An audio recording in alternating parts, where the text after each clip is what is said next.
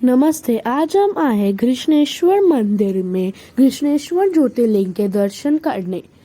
महाराष्ट्र के औरंगाबाद के वेरूल गांव में शिव भगवान का यह 12वीं ज्योतिर्लिंग है। यहाँ की एक कथा बहुत प्रसिद्ध है।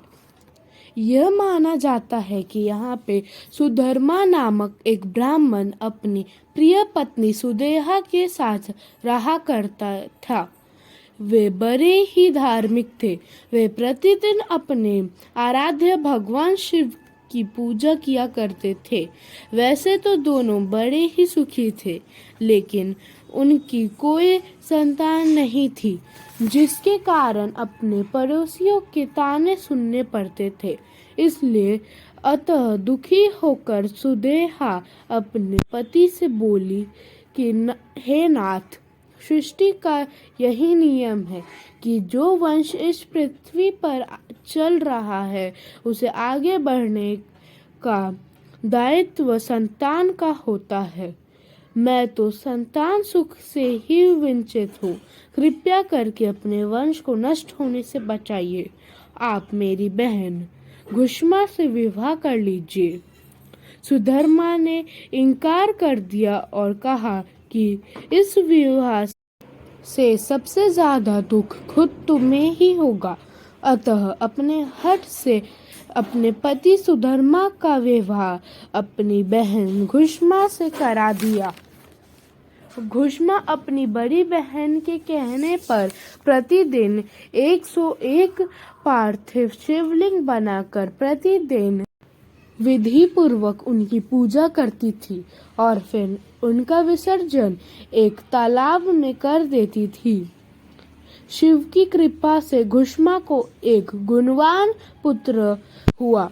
घुष्मा का सम्मान बढ़ने लगा। सुदेहा के मन में अपनी बहन के प्रति ईर्ष्या उत्पन्न होने लगी। समय आने पर उस पुत्र का विवाह हो गया। पुत्र वधू के घर आ जाने के बाद सुदेहा और ईर्ष्या करने लगी। एक रात सुदेहा सोते हुए पुत्र को चाकू से मार डाला। उसके अंग को काट कर उसी तालाब में फेंक दिया जहां घुष्मा प्रतिदिन उस पार्थिव शिवलिंग का विसर्जन करती थी। सुबह उठकर घुष्मा और सुधर्मा पूजा में लग गए। पुत्रवधू ने जब पति के बिस्तर पर खून देखी तो वह जोर जोर से रोने लगी और यह बात जाके उसने सबको बताया, लेकिन पूजा में विलीन पति पत्नी विचलित नहीं हुए, जबकि सुदेहा दिखावे के लिए जोर जोर से रोने लगी। जब घुष्मा शिवलिंग का विसर्जन करने तालाब में गई तब वहां उसे अपना पुत्र जीवित मिला। उसे ये समझ आ गया कि ये महादेव का ही कोई चमत्कार है।